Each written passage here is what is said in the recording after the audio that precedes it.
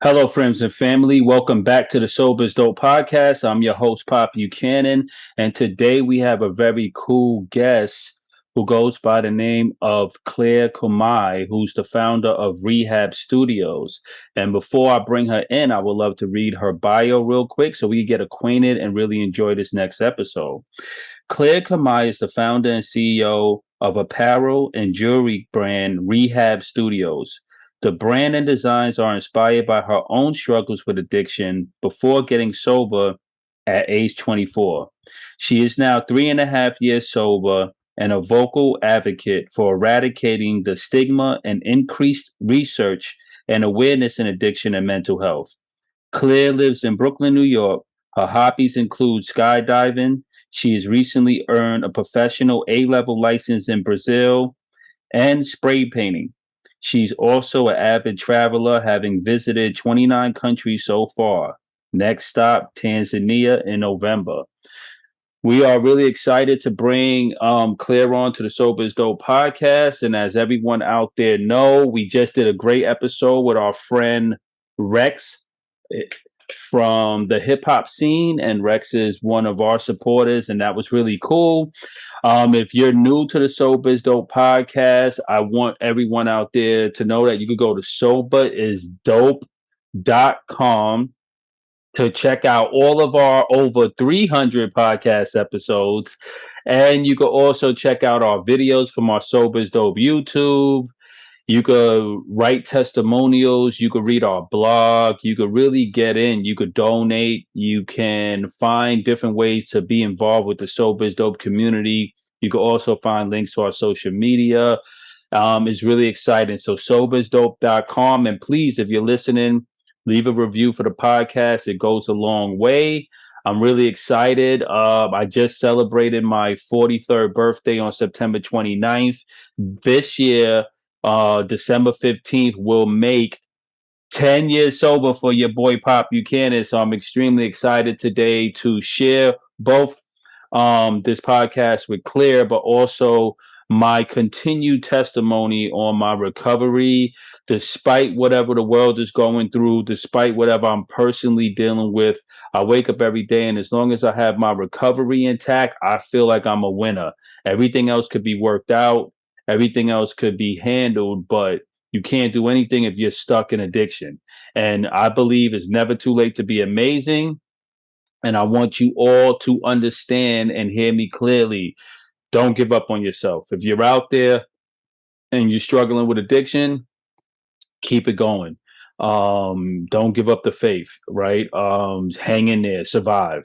Because a lot of people get hit with a lot of pressure from family, and then you want to give up.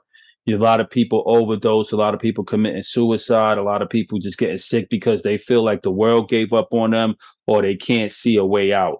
And I definitely want you to know there's always a way out. If you're dealing with addiction, all right, it's usually not your fault. Most of us come to our addiction from pain and trauma. And I really want you to understand, something may have happened to you that triggered the behavior and the escape to drink or you do drugs. And then what tends to happen is from there, you go off the deep end and it's hard to get out, to dig yourself back up out of that rabbit hole.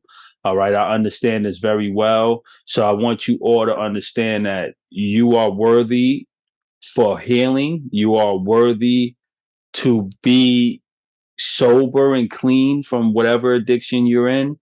Alcohol and drug dependency is not a dead end road. There is life after addiction. There is paradise on the other side. And these are some of the things that I love to speak about on the Sober is Dope podcast. How I went from despair to victory, and from depression to happiness, and from addiction to sobriety, and kind of putting my life in that perspective. So I love you all. And we're going to bring in our friend Claire now on the Sober is Dope podcast. We're going to tap her in. This is Claire Comai of Rehab Studios. Hello, friends and family. Welcome to the Sober is Dope podcast. I'm your host, Pop Buchanan, and I'm extremely, extremely excited. And I hope I'm getting your name right. It's Claire Comai, right? Yeah, that's right. All Yeah. right, we got the great Claire Comai from Rehab Studios, formerly known as Rehab Barbie, and we'll talk a little bit about that on the Sober as Though podcast. She's hailing from Brooklyn, New York. She has a little bit over 3 years in recovery. She pretty much loves to talk about addiction science, the brain, and recovery. She's a marketing specialist, amongst other things. As you heard, she's an avid skydiver, and she's just an all around amazing Renaissance woman. And I'm really happy to have you here today, Claire. How are you feeling? I'm good. I'm so excited to be here. I love the Sober is Dope brand, and I really love your energy so much. So yeah, really glad we get this opportunity to chat. Thank you, thank you. So, Claire, what's important for us is to get right down to the nitty and gritty because we want to add as much value to our audience as possible. So, can you tell us specifically how did you tell us the nature of your addiction and how you found your recovery, and then we'll go into a little bit of background about you. Yeah, absolutely. So my struggles with addiction were very present very early on. I didn't have a lot of like that warming up period where the addiction kind of builds. I was really, almost as soon as I started drinking, was drinking alcoholically, and it caused all sorts of problems for me right away. I didn't really deal, I mean, maybe the first few years, but as things progressed, I didn't have many feelings of denial. I knew that I was an alcoholic, and my family knew. A lot of people knew. Law enforcement knew. But I didn't want to get sober because I thought that even though, there's all these negative consequences that I'm dealing with, it still wouldn't be worth it for me to change and have a sober lifestyle. It would be too difficult, and it wouldn't be fun anymore. I wouldn't enjoy life, and I wouldn't be happy. So, somewhat against my will, I made the decision, but I didn't really want to. My family really pushed me to go to AA, to get sober, to give that a try. And even at that point, I really was like, I'm just, doing this to appease them. I'm going to learn how to moderate so I stop causing stress for my family. But I didn't really see myself having a sober lifestyle. That was crazy to me. And, I was fairly young. I think I was 24 at the time. I do think, as time progressed, I would have probably eventually like gone into the rooms myself, just because the consequences would have gotten so bad. But at that point, I was lucky that my family pushed me to get sober at that time, because I was left to my own devices, I would have kept going until I hit a much deeper bottom. Right. And then when I got sober, it changed my life, and it opened the world up for me. Everything I was worried about, the opposite was true. I mean, it wasn't right away, because and I want to highlight this for people who are struggling with making this decision. The first few months, I would even say like the first year, was pretty horrific for me. Like, it was not, certainly the first few months were really difficult, learning how to socialize sober, learning how to be comfortable with anxiety, or getting bad news, or even like celebrating or getting good news without alcohol. Right. But after that stage of getting used to it, and kind of letting on a neurological level, letting my brain reset, my life got fucking awesome. Can I curse? Yes, absolutely. Okay. Yeah, I mean, everything I was worried about, like, friendships and how am I going to travel sober? How am I going to party and go out to clubs? Is my life going to be boring? Like, it was just the complete opposite. Like, my life is so much more exciting now, so much more fun. And I still go out and dance and date and everything, and it's so much better.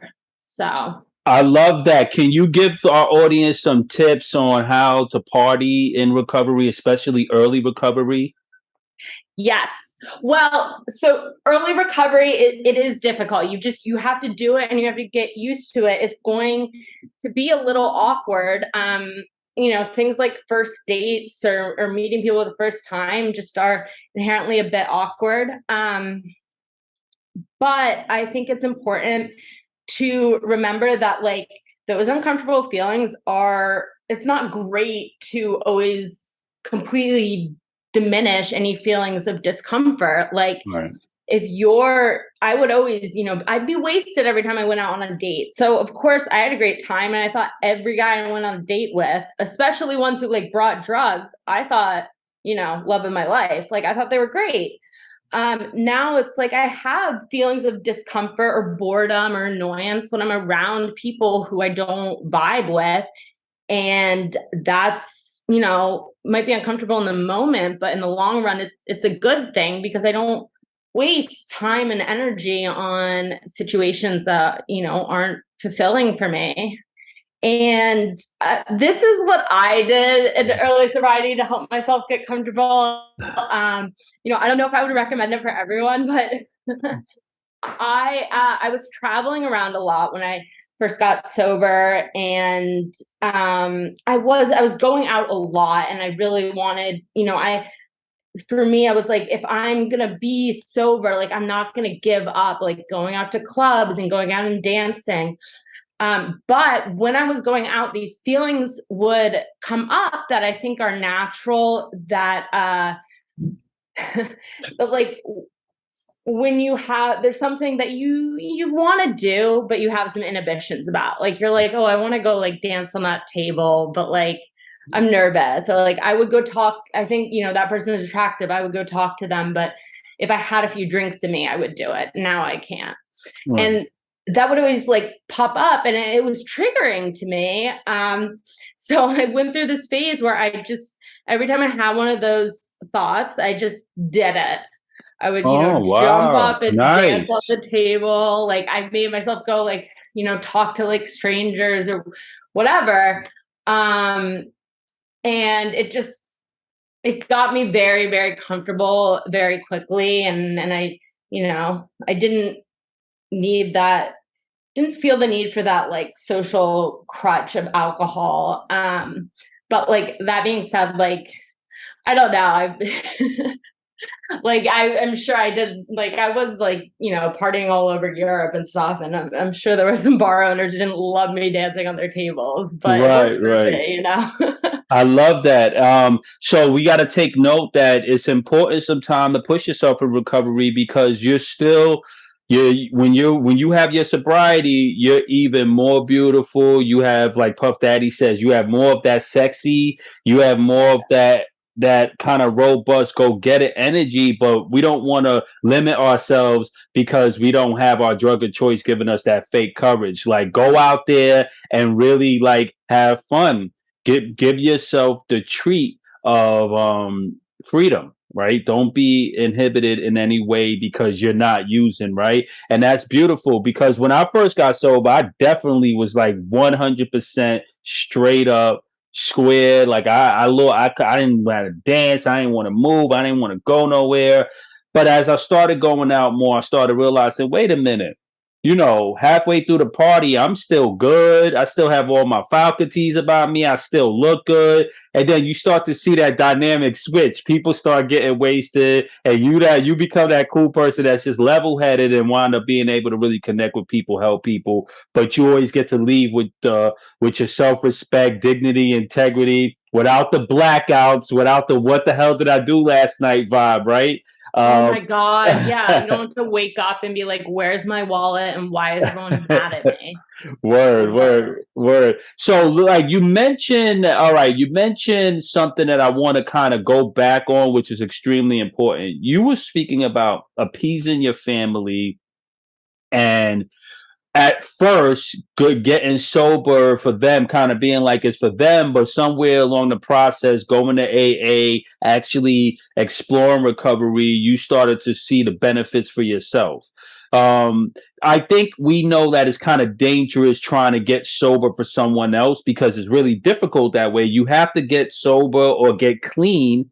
And just to disclaim out there, Sober is Dope represents both people that are dealing with alcohol, drugs, and all other process addictions. So we're speaking to everyone because I had experience with drugs as well as alcohol. Although my drug of choice is alcohol, I can relate. And I know you hear these horror stories like I got sober for my wife or sober for my husband or sober for my man or sober for my girl or my brother or sister, only to relapse again because you wasn't really ready. You're a different case. You kind of went in there halfway where I'm kind of doing this, but then somehow you did it for yourself and was able to follow through. Can you talk about that? Yeah. I mean, I agree with you. I mean, whatever like brings you to the point where you're going to give it a try, I think is great. But I do think you need to have that internal motivation and feel like you're doing this for yourself to stick with it. I mean, I think that's why it stuck for me because there definitely was a point where, and it switched over, and certainly now, the main reason I'm sober is because it's good for me. And it's bonus points that it keeps other people happy. But yeah, I think, well, the way I looked at it was like kind of like it's an experiment, right? Like I've had, a good 10 years drinking and drugging, and there have been some good moments. And a lot of bad moments, and this is what it's like. But I owe it to myself to give it a try, life and sobriety, and see what that does for me, and then making an informed decision. Like, do I want to go back to drinking or do I want to stay sober? And that worked for me. And as a 24-year-old who doesn't want to be like, oh, I'm going to be sober forever, that was a helpful way to think about it. And then just just the evidence spoke for itself. Like I'm so much happier now, and have such stronger relationships and all of that. That like of course I still have weak moments or cravings. I mean, that's very, very normal. But just thinking about it logically, like there's no reason I would want to go back to that. I love that. Speaking of cravings and triggers and some, for me, how I navigate that, because the world will get to you. And I always talk about that connection between mental health and our addiction, right? You gotta, that comorbid relationship, that underlying dual relationship where one could fuel the other or the mental health could fuel the addiction. We have to kind of like take that in account. And for me, I used to always think about the worst points in my addiction and those horrible moments when I had these slippery thoughts, right? Because they do come where we deal with life. You're like, damn, man, like you said in the beginning, it could be a death in the family. It could be something exciting. You get this big promotion and this concept of like, let's celebrate. It could be a breakup, right? We talk about loss, and any form of loss changes the brain through neuroplasticity and could kind of have someone fall into depression or some form of mental health something, causing them to kind of be like, I'm not in the same mental state. So for you, how do you deal with triggers or those slippery thoughts when they come? And any tips for our audience on how you deal with that? Yeah, I mean, it's tricky because addiction's really, really sneaky. In the beginning, my triggers were horrible. My cravings were so bad. I was white knuckling it a bit for sure. They would last hours and I would like sit there. Like it was really difficult. And getting through that, I definitely thought about it one day at a time. I would literally be like, oh yeah, you can drink tomorrow. Like get through this afternoon, go get a bottle of vodka for breakfast tomorrow, no problem. I did that for like days and days and days. And I really relied heavily on, I call them my tribe, but just like my community of people who support me, my sponsor and other friends in recovery, my family, my friends, both in and out of recovery, calling them and talking to them. And so that, helped me in the beginning. And now, I don't get as intense cravings anymore, but it's sneakier because I like think I'm good. I go out all the time. Alcohol, it's depends on your drug of choice, but alcohol is always around. I mean, I can't, it's when I go out to events or I'm around people who are drinking a lot of the time, and normally it doesn't faze me. And then once in a while, I came back, I had some friends over before we went out to an event, and I came back and there was alcohol at home, and like there was tension between me and the alcohol, Right. just out of the blue. I had been at an event all night where there was alcohol around, not a thought. And I don't know, I like went outside and gave it to my neighbors. Good, good. It was No, like 2 a.m. congratulations. Something like that seems so simple, but that was powerful, because in that moment, it takes that one moment to be like, just one. And we know we can't handle just one. But Yeah. like you say alcohol is sneaky. I love to say insidious. It has like that insidious, sneaky thing. It just like messes with you. And that's incredible that you did that. And listen, everyone that's listening, that's powerful. Sometimes someone might gift you a bottle not knowing that you're in recovery, because some people like to stay anonymous and some people are vocal about it. Yeah. It's been times where I got bottles and I just was like, yo, you know what? I'm gonna throw this shit down the drain or flush it down the toilet because I'm just not, you know, and then I'd be having guilt sometime, like giving it to a family member or something like that, because I know what it could do. So I'm like, yo, this stuff is crazy. But it's always gifting it. That's a technique. And just like really cutting that tension with action, man. I give you props for that, Yeah. for real. So you have about 3 years in recovery right now? Yeah. Yeah. Maybe 3.5. So my sober date is July 4th, Okay. 2019. All right. You Yeah. just celebrated your third year. All right. Yeah, I remember I started, I guess, sober is dope in my 6th year because I was like so bad when I got, so I had to every day for the first 6 years, I just was focused on getting better. Never even dawned on me how do you feel now?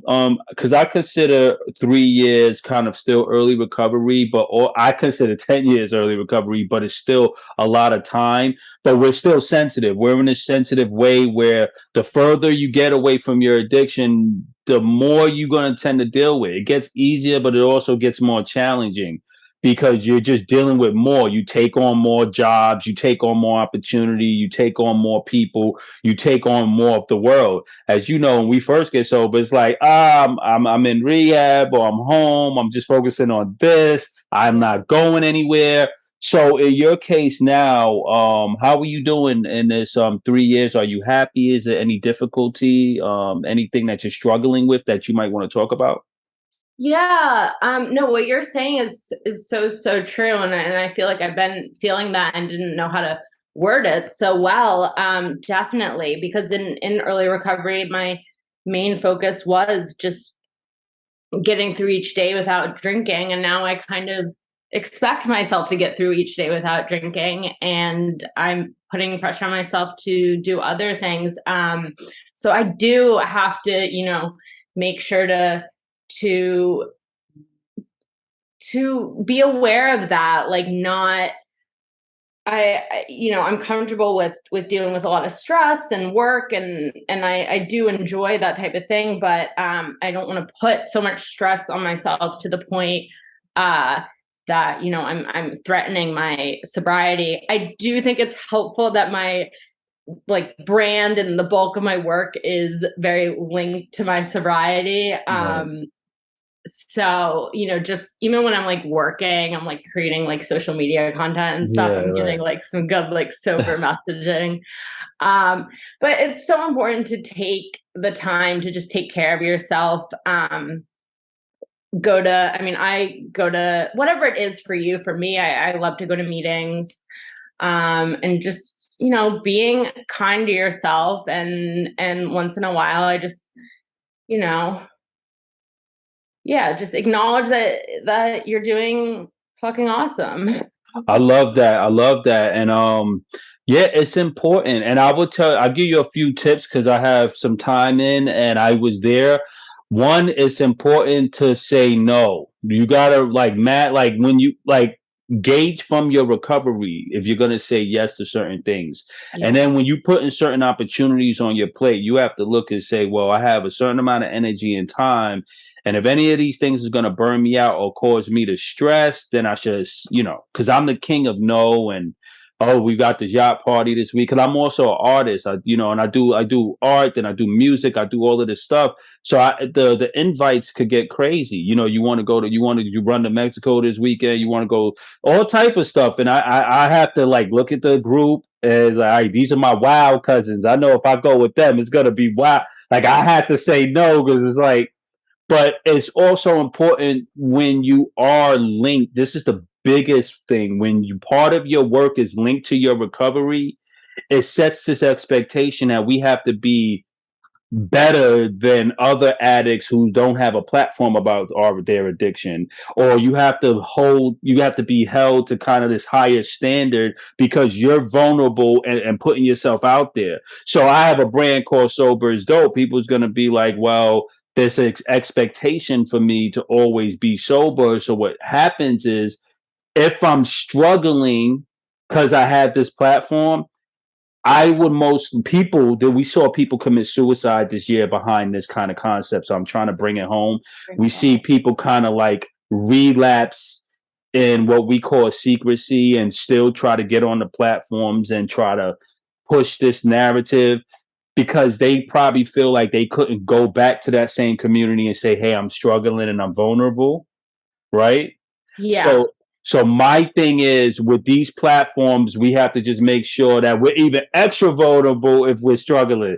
Like, don't be Yeah. afraid, right? Because you're Rehab Studios, but you're also Claire, that's in recovery, right? Yeah. And I'm Pop Buchanan, but I'm also Joseph, who's in recovery, and Sober is Dope. So at the same time, it's like I have to say because I lost two friends this year, right? And I felt like and they was in recovery. They both had big platforms, and I just kind of wish I could speak to them and just say, "Look, man, forget the platform, forget all of that shit, forget if you relapse. Let's just work together and get back to the drawing board." So for you and Yeah. anyone that's in early recovery, remember, watch the triggers, know your triggers, watch out for slippery thoughts, places, people, things. Remember to stay vulnerable. And as you start sharing your recovery and recovering out loud, like they love to say, just remember you're still a human being in recovery, right? Yeah, Right, well, Cliff? my friend said something to me, early on, that was really helpful to me. God, what was the exact wording? I think she pulled it from, the big book, but she said it's like, the whole basis of recovery is we're not saints. We're just, constantly striving to improve it. And the truth of the matter is addiction is a chronic, relapsing, lifelong brain disease. It's the third leading cause of death in the country. Like this is it's a relapsing disease and it's a difficult disease. Recovery is not linear. And even if anyone slips up and relapses, that doesn't negate all the amazing work you did and the sobriety you got so far. So, I absolutely agree. I think you have to recovery. We all recover in our own ways, and all you can do is just constantly strive to be your healthiest self.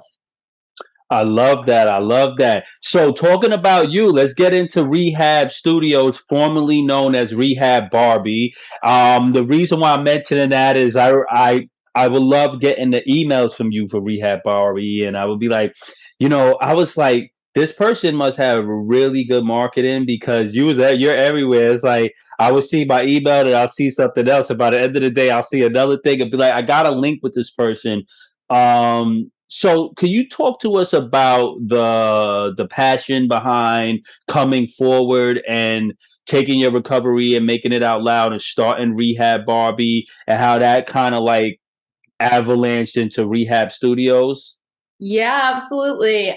So I've worked in fashion for most of my career, and I've always been very, creative, just with designing and making jewelry and that type of thing. And so that's where the project came from. I mean, it was really kind of like a hobby, like a passion project. I was sending out my own graphic designs to be printed on clothes so that I could wear them. Cool. um, and making jewelry just for me to wear. And people, my friends and people really liked it. So I just thought, why not? I'll just launch a brand. And I noticed that a lot of I think a lot of like artists and designers, they pull on their own life and their own story and their art. And for me, a lot of that was my recovery and my sobriety. And I also, feel like such a strong connection to the sober community and the mental health community and all of the those different communities. So I really just wanted to weave that into the brand and the marketing in some way. And Rehab Barbie was this kind of persona that I thought of because there's so much stigma and pressure to be anonymous, which I understand, and everybody has to make that decision. But I loved having like this idea of a rehab Barbie who is unapologetic about her recovery and is really loves to party sober and tells people she's sober and Right. doesn't hide it and isn't ashamed of it. And for me, that was kind of something to like I want a Barbie doll for Rehab Barbie, like Right. little kids have their like teacher Barbies. So like, I'm gonna go to be a teacher. Like, I want to grow up to be Rehab Barbie, who's like partying at all the hot spots across the globe, always has the best outfit, and Right. like doesn't need alcohol or Right. anything. So just that like aspirational fun and like fuck the stigma vibe, like, Right. you know so that's where it came from. And we launched on Kickstarter and then on the website, and it just kept growing. We had issues printing our supply because Barbie is trademarked. So it's been up and down, but now we're Rehab Studios, and we're working on bringing back the Rehab Barbie design. Right. But definitely still stands for the same thing, just that fun, unapologetic, like love for life, and like the fact that sobriety is not boring. Like I can't stress Absolutely. that enough. And I Right. think it's so important because that's why I didn't want to get sober. So I Right. didn't want my life to be boring. Now, when I think about my life drinking, I'm like, that was really fucking boring. Like I was going out with the same people doing the same thing, and like I didn't remember half of it. And now my life is literally like a thrilling roller coaster and exhausting, but not I boring. No, definitely not boring. That's why we started Sober is Dope. I was like, yo, I want to explain like Sober is Dope is lit. Yeah. Like you don't lose any swag or whatever anybody want to name it. You will always have this ability to show up as your best self, your most authentic self, and build upon that. So I really enjoyed our talk. One thing I wanted to close out with before we go into where people can find you and stuff is you mentioned a lot that you love to talk about the brain addiction and the signs of your addiction. Any tips or anything you would give anyone that's dealing with drugs or alcohol about how to put it into a safe perspective? Yeah, well, definitely, read about it. I recommend the book Under the Influence. This book changed my life. Okay. I mean, it's about how the brain responds to alcohol. So learn about it because there's a lot of good information out there. And also, and you mentioned before, neuroplasticity. Any damage you've done to your brain, well, I'm not a doctor, but the brain can change. Like if Absolutely. you've changed it through years of using, you can change it back. That's the I love amazing part that. about our brains. So that's great to know. I love that. I love that. So can you tell our audience where they could find you, how they could catch up with you, and what's new and coming and to be expected for Rehab Studios? Yeah, so Rehab Studios NY for New York. So rehabstudiosny.com is our website. So you can learn all about us there. And then our socials are linked there too. We're mainly on Instagram and TikTok. We love TikTok. TikTok, yeah. So at Rehab Studios NY. Definitely check us out, and we would love to hear from you guys. Claire, thank you so much for blessing us with your presence. It's been extremely illuminating, and your energy and jubilance and enthusiasm is refreshing, because this is what recovery looks like, friends and family. The joy is not easy. We acknowledge that today. We do have our struggles. We are human, but it's always going to be better than where you came from in the darkness of your addiction. So give recovery a try. Follow, support Rehab Studios, and we are excited. You're listening to the Sober is Dope podcast. That's a wrap for our amazing episode with Claire Comai. I love you all. Bet on yourself, rescue yourself, don't give up, and we will catch you on the other side. Peace and love.